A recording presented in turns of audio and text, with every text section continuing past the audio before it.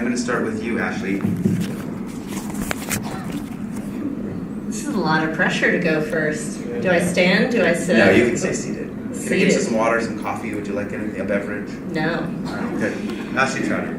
My name is Ashley Trout, and I have a couple of wineries here in the Walla Walla Valley. I have Brook and Bull Cellars, sort of a play on the Trout last name, Brook Trout, Bull Trout.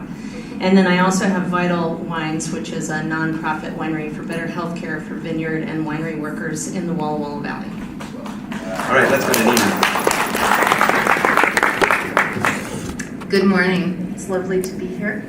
My name is Nina Beauty, and I co-founded a winery here in Walla Walla in 2000 called Beauty Winery. We're a very small boutique winery that's located out at the airport district, and we focus really closely on vineyard designated wines, blended wines of place.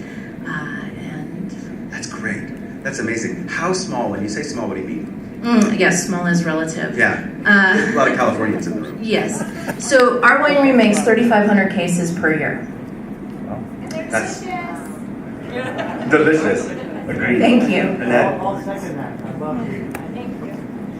Hi, I'm Annette Bergevin, General Manager, founding partner of Bergevin Lane Vineyards. We started the winery in 2002.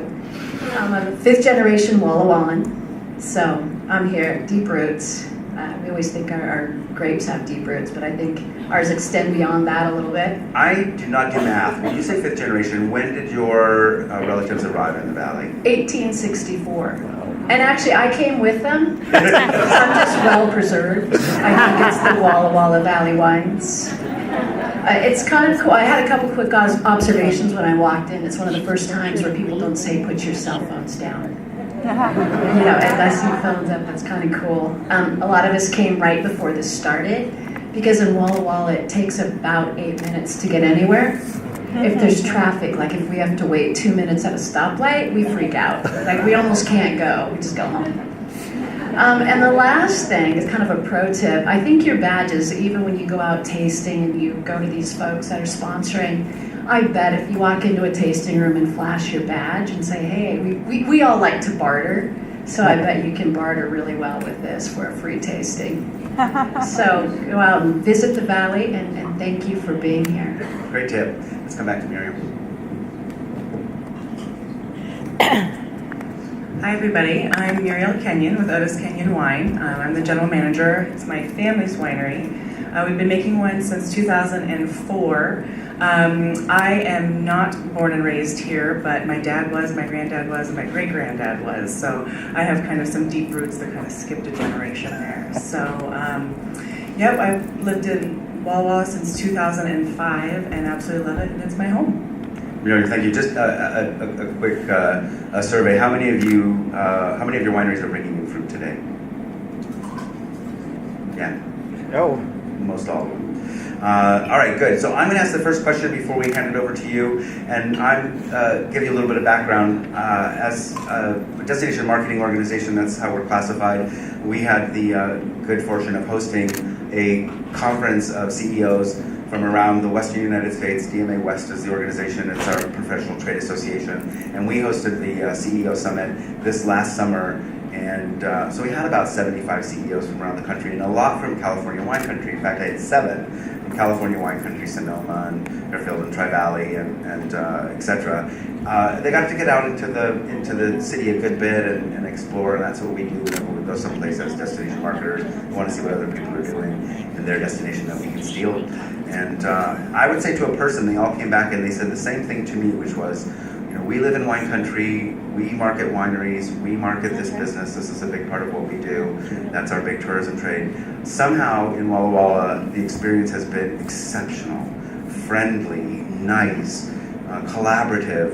People in the tastings were so kind to us, they wanted to make sure that that we were finding our way, that we knew what we wanted to drink, that we could get to the next place. What is the secret to that? How do you get people to be that way in your tasting rooms? Because we want to be able to do that in our tasting rooms. What's the secret? What's the secret? Who wants it?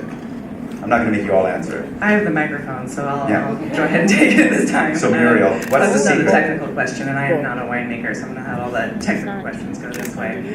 I think, Walla Walla, one of the questions that was submitted is we are 4 hours away from any, large metropolitan area. We really need, when people make the trip out here, we need them to enjoy it, so they go and spend time with their friends and family and spread the word of Walla Walla. And so I think for all of us, it's really important that, that from the person in our tasting room all the way up to the general manager, owner, is really fully engaged in that process, and that everybody, knows what's happening and, gets involved. We have wonderful programs through the Walla Walla Community College, the Enology and Viticulture program, that does outreach for hospitality and training and wine education and wine background. So we all know that it's really important that every guest that comes to Walla Walla and comes into our tasting room has a good experience. And if they come in and have a good experience with you, and they ask you where to send them next, you just had a great experience with them, you know what wines they like, so you can guide them to the next winery where you know they'll also have a great experience. That's a great answer. Does anybody want to add to that? Yeah, tangential to that, I got tisked a couple weeks ago. I was driving, and I'm originally from Washington, D.C., and every now and then when I'm late, my D.C. behind the wheel kicks in, and it's go time. I have places to be and things to do, and I'm coming around the corner, and I have the right of way, and these two ladies are walking with their dog, and they're going to cross, but they're not going to cross because they don't have the right of way. There's no walkway. And I keep driving, and this farmer with the hat and the 90-year-old pickup truck and the whole thing, he's coming the other way, and he sees me slowly blow past these ladies, and he tisked me. And I died. If he had yelled or thrown a fit, I had every right, but he tisked me. And so, and I will never do that again, ever. And I think that's really, that culture is what got started in the Valley by some really classy, good old-fashioned farmers. And when you show up late in the game and you're the punk, it's pretty clear. And so there's sort of that inertia that I think is lovely. Is there anybody in the audience who wants to follow up on that question? Any follow-ups to that? All right, let's get to some questions about authenticity. Nina, you talked about your winery really being informed by vineyards. Would you delve into that just a little bit and tell me sort of why you chose to do that? Certainly. So I believe the most important decision we made when we started Beauty, when we were planning it out in 1998 and 1999, was which vineyards are we going to partner with? What people are we going to work with? So we made that list of vineyards, and they contain vineyards we still work with today. Because really our philosophy has always been about how are we going to shape our wines in the vineyard? What clones of which varieties are we going to plant? How are we going to trellis? How are we going to manage our canopy? And what are the relationships we have with that grower?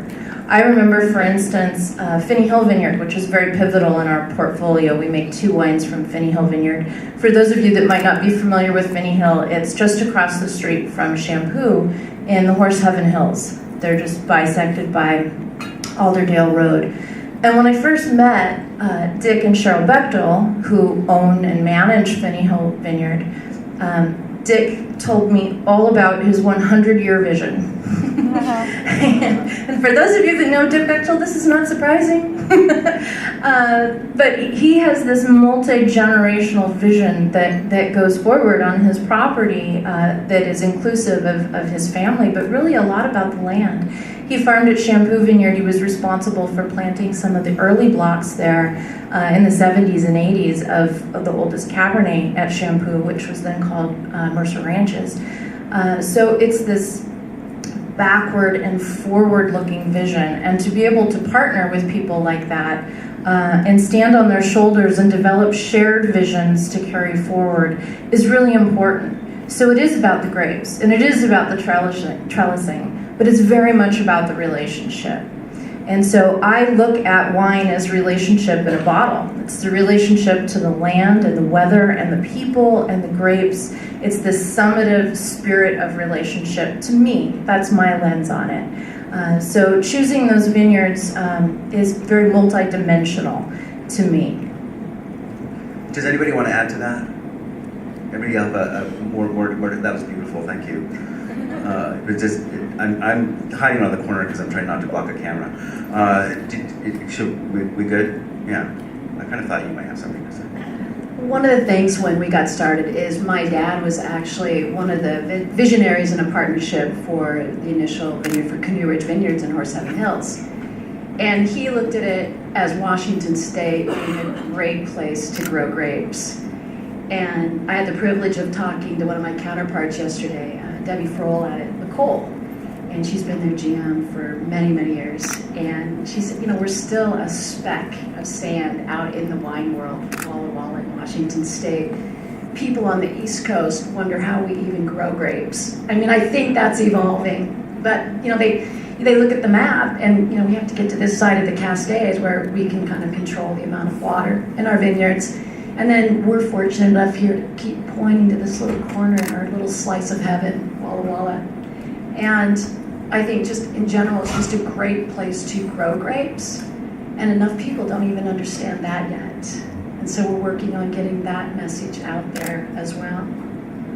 I would add to that I do a lot of travel around the country and around the world, and to sing the praises of Walla Walla and get people interested in coming. And a lot of times the first 2 minutes or 3 minutes of the conversation is, where is Washington State? And that's not just from people from foreign countries, that's from people in this country. Where are you exactly? And then, of course, trying to explain where Walla Walla is, and it's really crazy. So imagine being somebody who's trying to create a product which is based in place and get the word out about that product to the world. And again, it's all of you who are doing that. So let's take some questions from the audience. I think we've kind of set a tone. Is anything burning in your at the moment that we want to ask? Okay, I'll come back to you.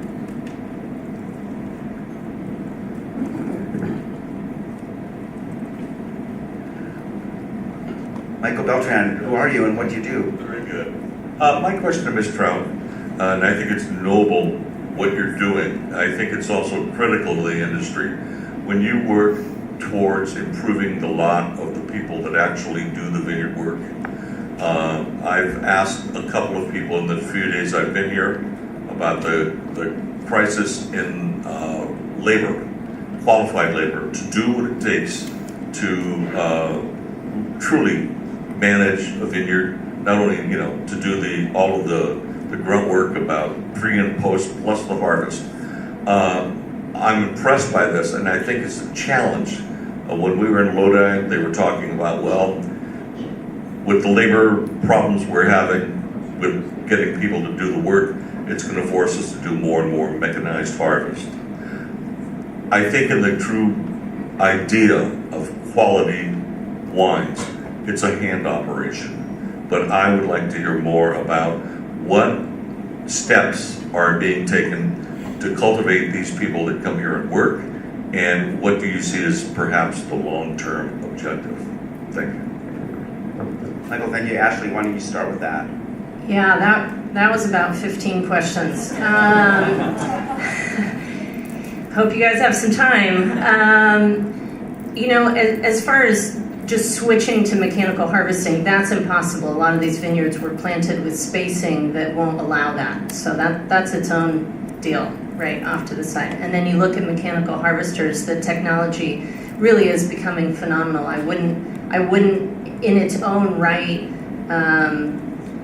dissuade somebody from using a $500,000 machine that it does amazing work. Having said that, we're nowhere close, right, for the majority of our vineyards, nor is that necessarily an aim. I do think there is a lot of beauty and passion that goes into hand harvesting as a team. As far as how we are cultivating a good situation for the workers within our valley. I think a lot of us are flailing to try to figure out how to do that. You know, if you're a vineyard manager and just overnight you price your fruit at a higher level so that you can treat your workers the way they need to be treated, and you're the only one who's done that, then wineries are economically driven to use another crew, right? And so all of these steps that we need to take kind of have to go in mass. Everybody needs to agree culturally that this just all needs to happen. Wineries need to agree that they're going to work with vineyard managers that make this a priority, or vineyards that make this a priority. And then wineries need to be incentivized to do that, because the people who are buying wines care and are willing to pay more per bottle for that effect. I mean, these are multi-layered answers that if one person who maybe lacks a phenomenal marketing skill, if only one person stands up and solves the problem, that's not good enough. Everybody needs to chip in. And so one of the things that we're trying to do with Vital, in addition to sending funds to the SOS clinic here in town, which is an open door, no questions asked, free bilingual healthcare clinic, in addition to sending money to the clinic, what we're really trying to do, and thankfully have been doing, is starting that dialogue, not only with wineries and vineyards here in town, but also with wine buyers. And when you guys wander around town, my guess is you'll hear a little bit about Vital or the rumblings, and it's because the second we start talking about it, really everybody in the valley has sort of said, oh yeah, we do need to do that. So we haven't gotten any resistance, but I think until now, the reason we haven't gotten farther as a valley, as an industry, is because perfection is the enemy of progress, right? And ultimately, Vital is not creating healthcare for the whole valley. We didn't just wake up day one and fix it. It's not fixed. So if you are willing to accept that perfection is the enemy of progress, then you can get going on something. So that's where we're at. Ashley, thank you. Does anybody else want to come in on the question of labor issues in the Walla Walla Valley or in the Columbia Valley in general? And is it in any way affecting what you do? Did Ashley sum it up pretty well? I am going to jump in and say one thing that I think is a pretty interesting fact. We get bogged down in sort of the poetic injustice of the downtrodden, but what's also interesting right now is it's the highest employment rate in this nation's history. And that's full-time, year-round employment for people. So historically, the wine industry has snagged brilliant, hardworking people into a winery who maybe didn't quite know what profession they wanted to go in, or didn't have a full-time job that they were leaping right into straight out of college.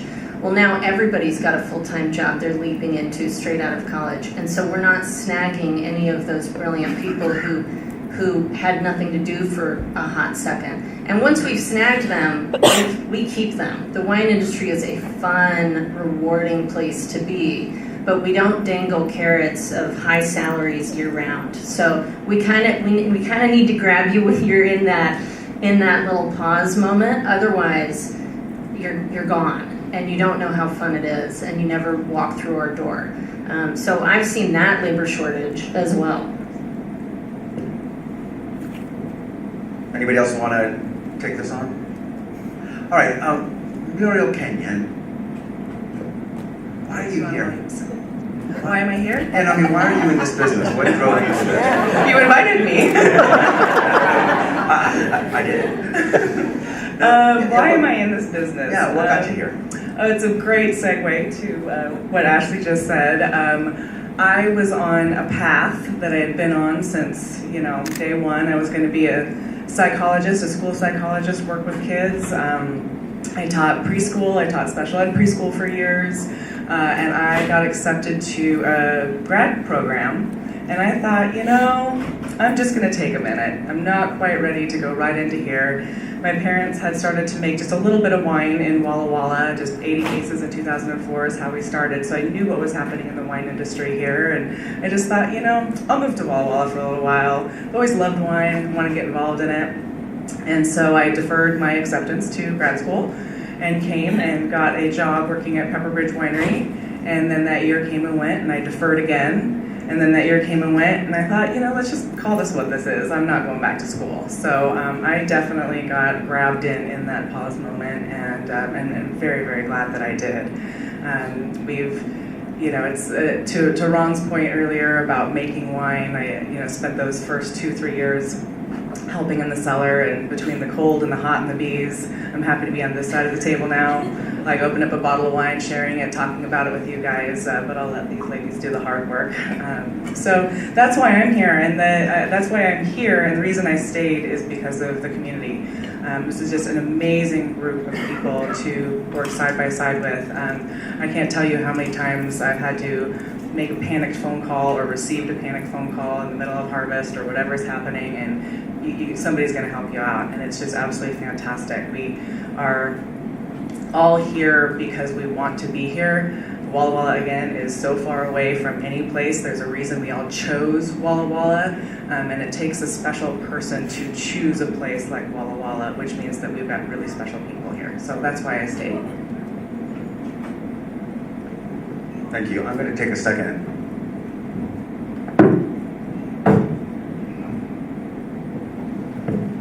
Does that help you at all? That's good. Okay. This gentleman is trying to film, and we don't see you. It matters to me. Questions? You're a quiet group this morning. Yes, sir. I can talk all day, really. You don't feel pressure. Thank you. About what percent of the grapes that you guys use are sourced locally versus out of the region? So this is obviously open to all of you. Great question. Otis Canyon uses 100% Walla Walla Valley fruit. Oh, excuse me, that is not accurate. Sorry. We get our white wine, our Roussan, from the Lawrence Vineyard in Columbia Valley, but all of our reds are sourced here. We play all around throughout the Columbia Valley, and then for Vital, all of the fruit is donated. And so we try to keep those donations Walla Walla centric, because that's where the clinic is, and that's where most of the people benefiting from the clinic will be. But it's kind of turned into a who's who of the vineyard world, and so it's hard to turn down the most expensive vineyards in the state, so we say yes. And those are not all in Walla Walla. At Beauty, we work within a triangle, and here in Walla Walla we have an estate vineyard, which is technically in Oregon, as it's on the Oregon side of the Walla Walla Valley in the Rocks District. So Rock Garden Estate forms a big portion of our portfolio, but as I spoke to a little bit earlier, I'm really after specific flavors that are found at specific sites. So we really identified vineyards in the Columbia Valley as well. So we work with Connerly Vineyard up near Othello, and then Finney Hill Vineyard as well. Rock Garden comprises probably about 1/3 of our overall production. We've evolved back to about 80% of our fruit from the Walla Walla Valley. We have some Sauvignon Blanc coming from Yakima, and then the balance is a little 4.3 acre vineyard we started sourcing from in 2003. It was a deal we made with a couple at a little coffee shop. They moved here to pursue their dream of growing grapes, and it's 4.3 acres. It's called Francisca's Vineyard, and we've had exclusive sourcing of their Syrah since then, and it was just over a handshake in a coffee shop. We also source from another estate block that we have at Lake Colleen, which is in the foothills of the Blue Mountains, and then our own estate vineyard that we planted on land that our family's been farming for 3 generations. It was all dry land farming prior. We planted about 25 acres just north of town. It's called Burgevin Springs Vineyard. And originally we sourced a little bit from outside of the area because we are prone to freeze years here in Walla Walla, which every couple of years we might get a little hit, and about every 5 years we get a pretty decent whack. And then it becomes just a really expensive dog running park. That's great. I have a question right here.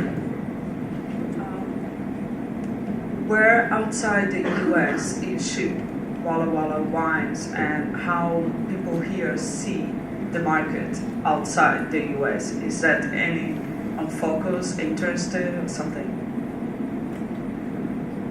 Great question. Do you, and we might bring in Ashley of this one as well, do you know what you are all doing to market outside the U.S., or are you keeping everything local? Because outside the U.S. we only hear about California wine, and there is so many more than that. So how, is there any strategies around or position? I believe that all four of us, as it happens, are domestically based in our distribution. That said, there are some larger Walla Walla wineries and Washington State wineries that do distribute outside of our nation. And my understanding is that most of that goes to Japan and China, and also more northern Europe. There are obviously exceptions to that, but I think that's where the bulk of the exporting goes. There's certainly a whole lot of room for growth in that arena, and I know that in particular Washington State has banded together as having a larger voice as a unified state to undertake those distribution opportunities. And like I said, I think a lot of our larger wineries, larger being small in many other regions of the world, but relative to us, our larger wineries are accessing that. We, for one, distributed into British Columbia until 2008, when the dollar balance changed to such a degree that it did not make financial sense to do so. But I look forward to more opportunities. I think there's a lot of room there. Yeah, I think that's the next decade. So far, I think you've seen wineries just start up, get their feet under them, and sell out locally. And so it's a lot more effort and time and money to export. Sometimes at a small scale, you don't have that economy of scale in your movements. So I think you'll see a lot more of that in the next decade. I'll tell you from our point of view that there are two destinations outside the U.S. that we are putting some attention in terms of tourism, because we can attract people who would be likely to come to Walla Walla if they come to the West Coast. And those two countries are China and the UK. In the UK, because I'll be over there for World Travel Market, I know of 3 wineries that are distributed in the UK. Charles Smith has some limited, Gramercy, and the third one escapes my memory at the moment. Thank you, LaCole. Thank you very much. So we'll be pouring that at a reception, and my goal is really to bring the visitor here, but that goes both ways. And I'll just make one more addition to that. I am also on the board of the Walla Walla Valley Wine Alliance, our marketing organization. And one of the goals of that organization is to raise the awareness of the Walla Walla wine brand locally, nationally, and internationally. So it is definitely a part of the mission statement of the Walla Walla Valley Wine Alliance. And we have great partners with the wineries that you just listed in kind of being able to reach out and kind of follow their lead and have them kind of take that on. But we're in contact with media all the time about things like that. So very, very early stages, but I think Ashley's right. In the next 10 years, we'll be seeing more of that, hopefully. I have a question here from Terry. Hi, following up kind of on the Walla Walla brand, wondering if there is a signature grape for the Walla Walla AVA or for your wineries. It's something we discuss a lot in Virginia. Terry, thank you. I've been to Virginia and wine country, some lovely wines out that way. In Walla Walla, I think we are probably most well known for our red wines, and of our red wines, our Cabernet and our Syrah, also our Merlot. I think that those are the grapes that the Walla Walla brand has been built around, and frankly, the grapes that a lot of Washington State has been built around. We are looking more and more at red blends, but in our area, I mentioned earlier that we work in the Rocks District in Walla Walla. It is a region that is well known for Syrah. grown varietals as a whole. And in talking about the next 10 years, I think that one of the things that's probably going to happen over time is we're going to get to know our soils and our terroirs more and more intimately as time goes on. And there'll probably be more specificity tied to different microclimates within the Walla Walla Valley. That is what I'm hoping for, because I think it's a sign of evolution, to be able to have more and more understanding of what varieties we might not even be aware of that plant well in different very specific micro spots around the Walla Walla Valley. So I hope that that door stays open, though I think those have been the historic symbolic grapes of the area. Yeah, thank you. I'm going to turn the microphone over here to Rosalind.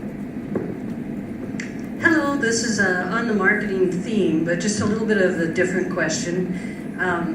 Because when I was coming here from Canada, 3/4 of the people said, "Are you bringing back onions?" And so, do you embrace the onion?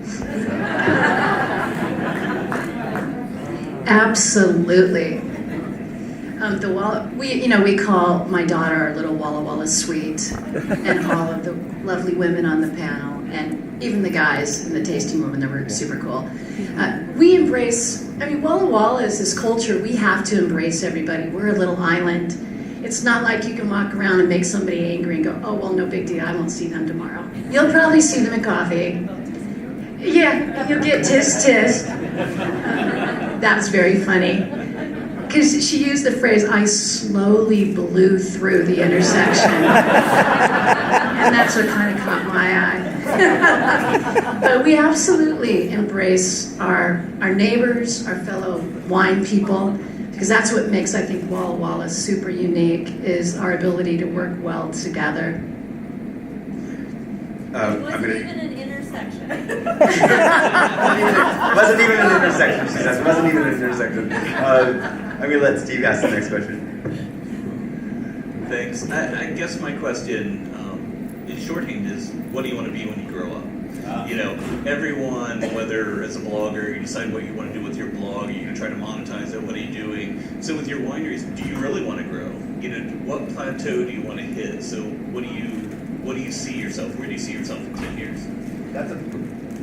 That's a big question. I'm going to let one or two of you answer that one.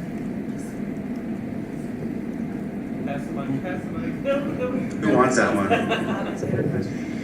So I had another winery for a decade where all I did was Malbec and Malbec blends, and that was a phase in my life that I regret not at all. That was fantastic to be able to hone in on something, geek out on one thing, not claim to be all things to all people, and really learn, really become an expert on something. And after doing that for a decade, I'm okay at it. I'm okay at that, and that feels great. Like there's something out there that I get. It's a language that I speak, and that feels fantastic. And so, dedicating 40 years to something, if that's what it takes, great. If it's a decade, great. If it's 2 years, great. For me, the next decade is a mix of two things. I'd like to focus a little bit more on Cab Franc for the Brook and Bowl side of things. I think Washington State Cab Franc can be phenomenal and really, really geeky. And then for Vital, of course, just getting that conversation going and having everybody else answer on the vineyard side, on the winery side, on the worker side, and on the wine purchasing side, what kind of a socially thoughtful company are you? What are you answering to? Who are you? And let's go solve some problems. So those are the two focuses, and I don't know if that's a decade or 2 years or 20. I just want to add one thing to what you just said, and we'll come back to you, Muriel, is that this idea of being socially responsible is something I've seen in every winery in the valley that I have ever done business with, that every one of them is socially responsible in some way, either by donating product to the Vital Wine Project, or just simply the endless donations of wine and time and in supporting every nonprofit in this town. We don't have any big corporations with deep pockets in Walla Walla, so every time there is a cause, and I sit in this room that you're in right right now. As we come into season, I'll probably be here twice a week sitting at charity fundraisers, and these people are all donating product to that. It's extraordinary. I've never seen such generosity in a community. This is Nathan. And did somebody else want to talk to the growing up question? Because that was a great question, by the way. I was just going to say quickly, and that's a question I ask myself probably every week. Where do you want to be in 10 years, and 10 years, and 10 years, and 5 years? And one of the things that is so cool about the wine industry is that you are constantly learning. You will never learn it all. And I think that for me, where I want to be in 10 years continues to evolve because I keep learning more and more and more. And so I don't have a pinpoint of where I want to be, but it's like as soon as I kind of get to a stasis point, I'm like, okay, I've got a handle on this now. I can do it. Something else pops up, and I'm like, oh wait, no, I've barely even scratched the surface. So I think it's a constantly learning thing, and I'm constantly adjusting where I want to be in 10 years. So. All right, I'm going to hand it to Nathan here. Thank you. I have a question. Just if you look across, I'll say, beverages that have alcoholic content, there's so many things going on in spirits. There's so many things going on in beers. And there's obviously so many things going on in wine. But whenever I travel, I see that there are these robust, surprising places like Walla Walla where you have this vibrant wine community. And so my question is just, what are you seeing in terms of consumption trends? Is it growing? What are you doing to promote that? How do you deal with the competition from the other segments that I mentioned before? It's a big question for this panel. Actually, I think all of those realms are growing, and they're growing here. So my tasting room and winery is located at the airport district. And at the airport district, we have 3 breweries, we have 3 distillers, and about 20-25 tasting rooms. And one of those distillers is a brandy distiller, and they buy wine from a few of us, particularly the airport area, and then bottle that brandy as Beauty Muscadel brandy at DW. There's a lot of synergies that can happen. I think in Walla Walla, we've talked a bit about the camaraderie, and I don't think it's just within the wine industry. We are a more isolated community, and it's in all of our best interest that rising tide floats all boats. There are a lot of us that in the wine industry that have made beer at home or professionally, or spirits as well. There's a lot of crossover, and into hospitality as well. So I think it's one of the exciting things about being here are all of those crossover points. I know there are more dimensions to your question too. I think we still have that challenge of getting our name, our brand out there across the country. And I'm just trying to figure out in this room how many connections each of you have, because isn't it like in the hundreds of thousands of millions, maybe? And if each of you tweeted, blogged, wrote a story about Walla Walla and it reached all of your consumers, that's just one more step. Because it goes back to that 10 years from now. Where do we want to be? I want to see it tastings on the other side of the country where Walla Walla, or Washington State in general, is a quarter of the room. It's not just one winery or 2 wineries. And I think it's trickier with our smaller size because that's about our budget to travel across the country to sell wine. But to see, domestically, our domestic brands that are so amazing being embraced, I think that will help benefit each and all of us. That's a great answer. Up here? I'll make a quick stop here, though. Yeah, I have a question. You're doing a great job talking about why we should visit and why people should visit Walla Walla. I know it's a vast generalization, but I was wondering if you could give the elevator speech on what makes the wine so special. Why should we tell people to drink Walla Walla wines? All right, I'm holding the mic.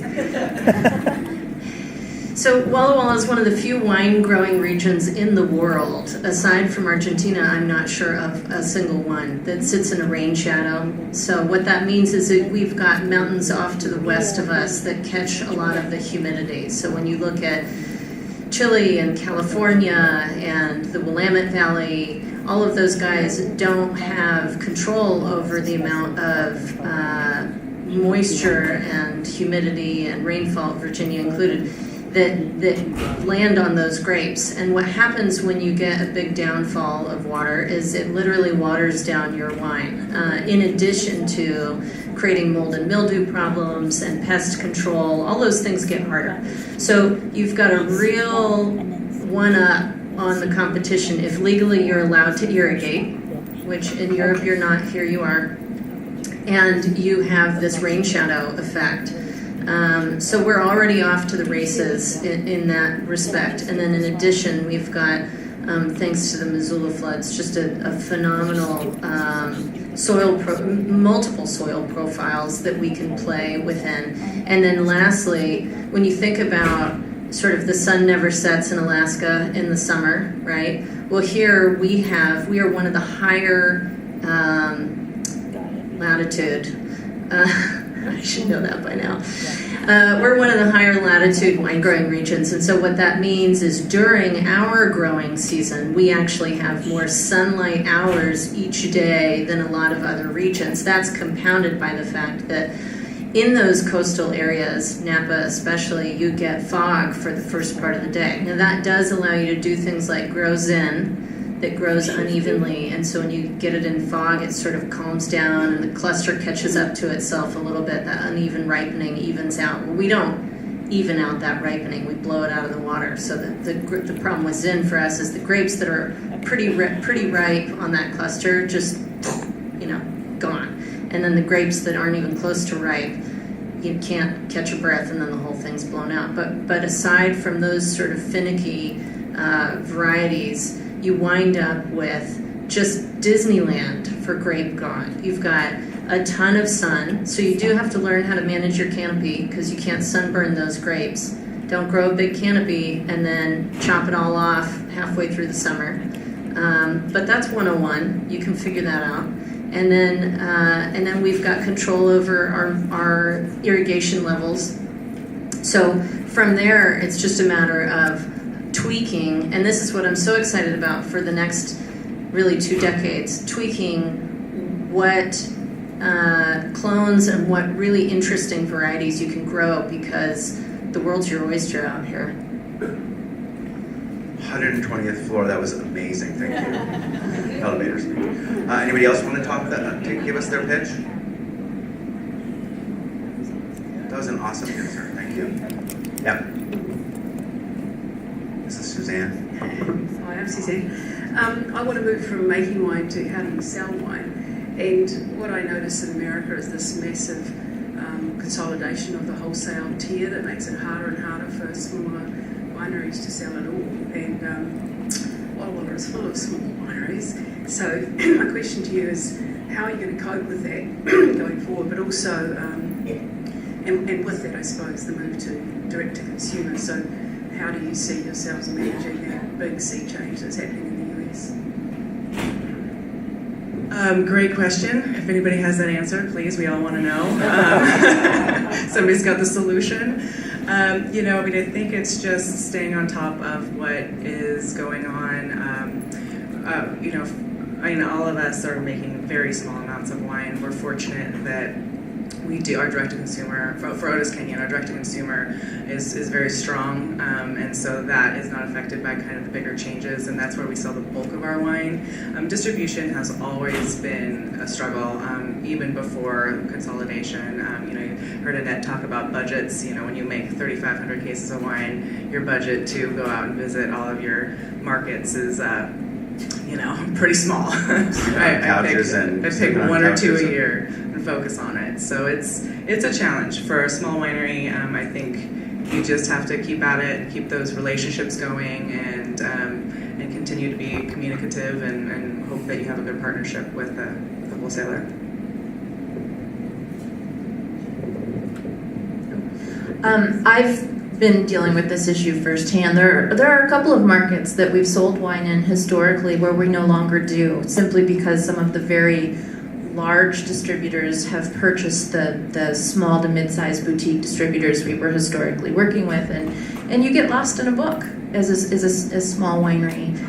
We don't have the budget, as has been said, not just to do the visits, but to do all the promotional things that wineries with big budgets have.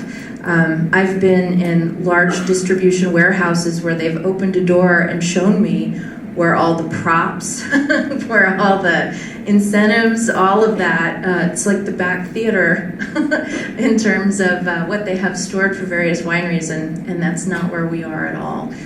We've in fact just hired someone on a consulting basis to help us with some of our relationships, because that's what this is relationship building. It's maintaining and building, and that's always in flux with all these new consolidations that are happening. So it's a moving target and a dance of sorts, and I don't have all the answers either.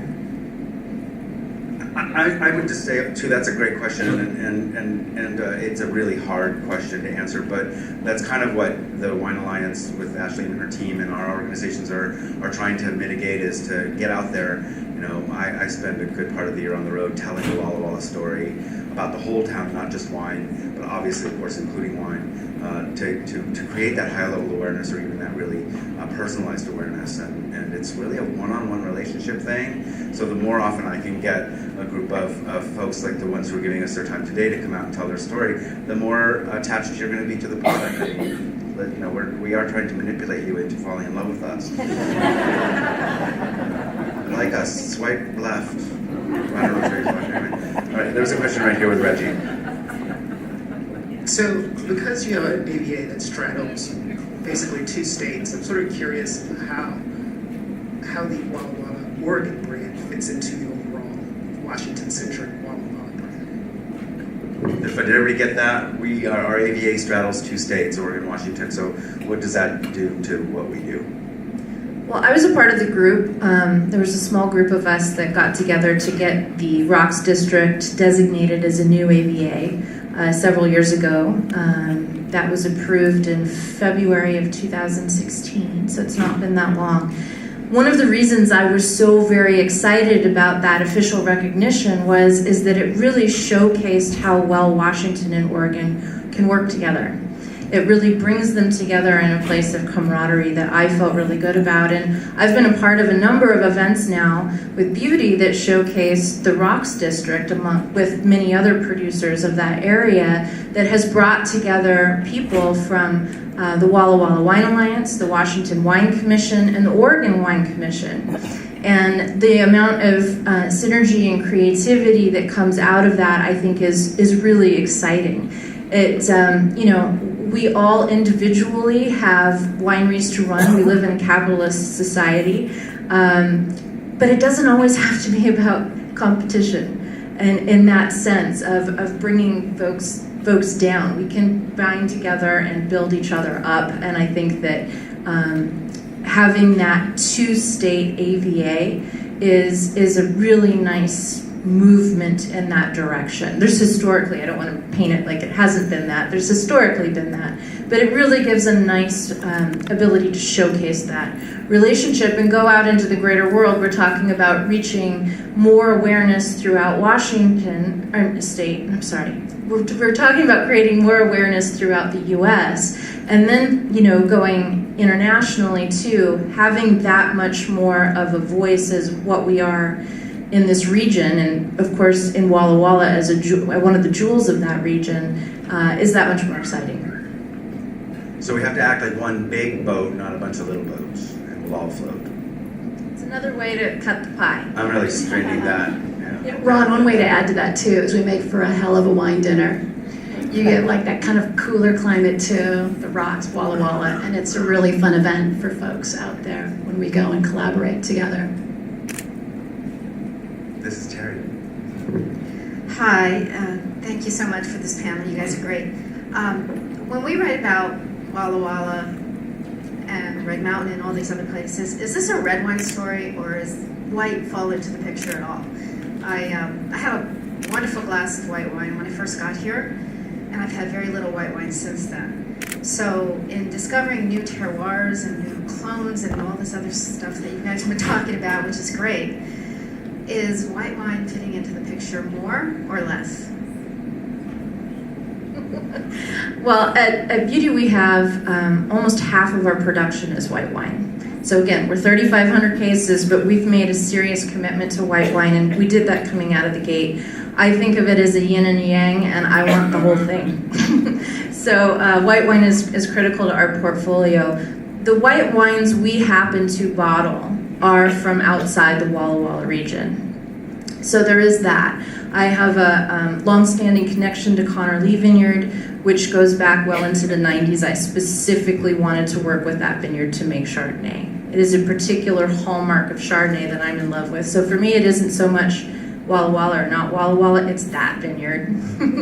And then we make a blend of Semillon, Sauvignon, Muscadel that we're looking for various notes from various vineyards.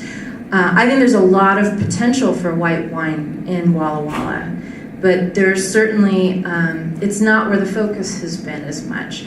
And I think that's a similar line of movement that's been discussed for other issues. There's an economic incentive to plant red wine, to grow red wine. The consumer, as we all know, tends to pay more money for red wine than white wine, and the same is true with my grape bills.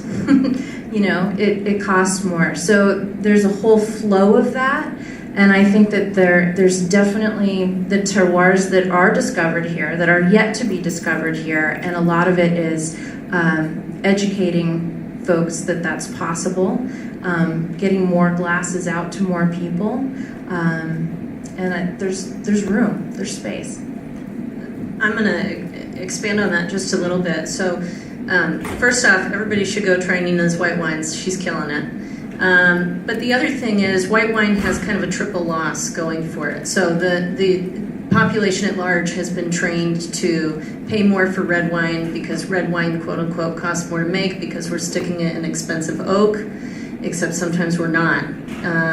But yet the population still has been trained to pay more for red wine. That's what Nina was talking about. In addition to that, going back to the sun never sets at high latitudes, we do have a very hot climate. And as you cook those grapes in that sunshine, they sweat out acidity, especially at night if you don't have that diurnal flux kicking in the cold at night. And if you don't have acid in white wine, think about drinking lemonade with no acid. It's kind of depressing. So when you have a white wine, it's very helpful to have acid. And then the one thing that a lot of people don't know, because everybody assumes that white wine is less expensive, they assume it's easier to make. It's not. It's harder.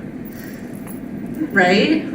White wine is a geek fest. To make. It is such a hard wine to make, and the analogy I like to use is red wine is like a chili and white wine is like a caprese salad.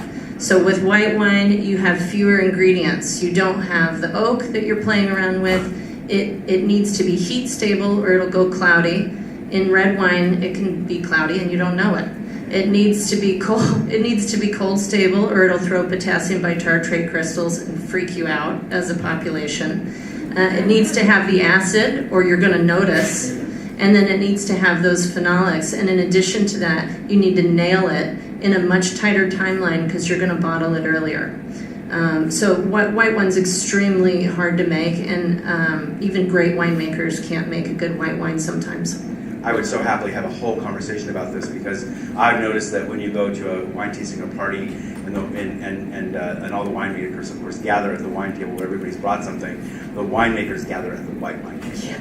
That's what they're interested in. So that's really well put. A lot of things I didn't know. I have time for one more question. So if somebody had something so burning that has to be asked to be the finale question, I'm going to do two if we keep it really quick.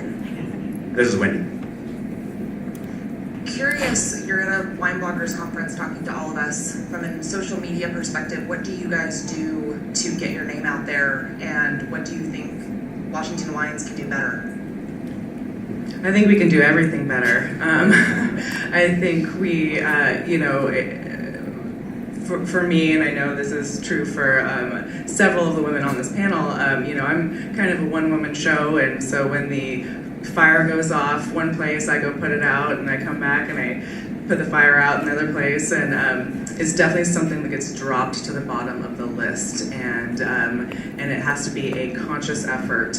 And I think for lots of us, kind of having the Bloggers Conference is a great reminder of how important it is, and that we need to bump it up in the priority list. I just put Twitter back on my phone last night, so I'm working on it. But definitely, we could use some gentle nudges. Here's a tip. Oh, go ahead. But get a Valerie to take over your Twitter feed for you for a day. A trusted client who's coming to town. Not Instagram. Or Instagram. Not Instagram. It helps having a 15-year-old, except she always gives me a hard time for saying # Washington Wine. But we're working hard with Instagram, Twitter, Facebook. God forbid we should try to link them all. Somehow I created a new account. But it's super important, I think, to keep that up there. And like Mariel said, we're all like maybe 3-4 people in our wineries. And just trying to do that is every day, just trying to find something and then panicking over, well, who am I going to offend? Who am I not? And then let's just do what we do. And so we try to be silly. We have fun with it. We keep what's in the bottle super serious. But outside of that, I think wine is to be enjoyed and to have fun with and enjoy your life, because we're not really doing it at this level for all the money. It's for the love of the game and the people we get to work with and meeting you guys. I am eternally grateful to the 4 of you for doing this today and saving my ass. Thank you, because otherwise it was me standing up here trying to talk all by myself. You did not want that. So thank you for your time today. I'm so grateful to all of you for your amazing questions. Ladies and gentlemen, thank you, and help me thank Annette Burson.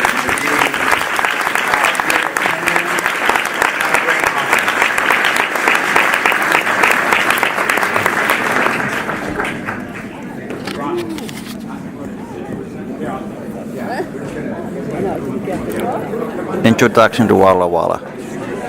Walla. Walla.